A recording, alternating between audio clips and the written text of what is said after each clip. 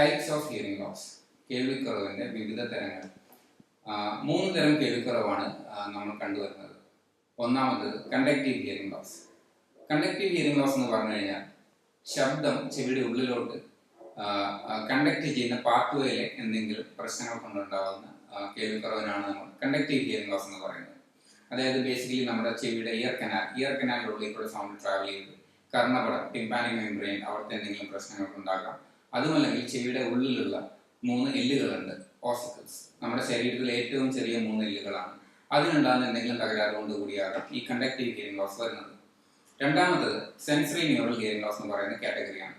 Sensory neural hearing loss എന്ന് പറയുമ്പോൾ പേര് പോലെ തന്നെ സെൻസറി, അതായത് ഏറ്റവും ഇന്നർ ഇയറിലെ കോക്ലിയ എന്ന് പറയുന്ന പാർട്ടിന്റെയും അല്ലെങ്കിൽ ഓഡിറ്ററി നെർവിന്റെയും എന്തെങ്കിലും തകരാറ് കൊണ്ടാകാം കോക്ലിയ അല്ലെങ്കിൽ സെൻസറി ന്യൂറൽ ഹിയറിംഗ് ലോസ് ഉണ്ടാകുന്നത്. മൂന്നാമത് മിക്സഡ് ഹിയറിംഗ് ലോസ്, അതായത് ശബ്ദം ചെവിയുടെ ഉള്ളിലോട്ട് കടത്തിവിടുന്ന കണ്ടക്റ്റീവ് പാത്വേയുടെയും അതുമല്ലെങ്കിൽ ഈ പറയുന്ന ചെവിയുടെ കോക്ലിയ, അതും അല്ലെങ്കിൽ ഈ ഓഡിറ്ററി നെർവിന്റെയും എന്തെങ്കിലും പ്രശ്നങ്ങൾ, അല്ലെങ്കിൽ ഈ മൂന്നിന്റെയും പ്രശ്നങ്ങൾ കൊണ്ട് കൂടി വരുന്നതാണ് മിക്സഡ് ഹിയറിംഗ് ലോസ്. ഇതാണ് ബേസിക്കലി 3 തരം കേൾവിക്കുറവ് ഹ്യൂമൻസിൽ കണ്ടുവരുന്നത്.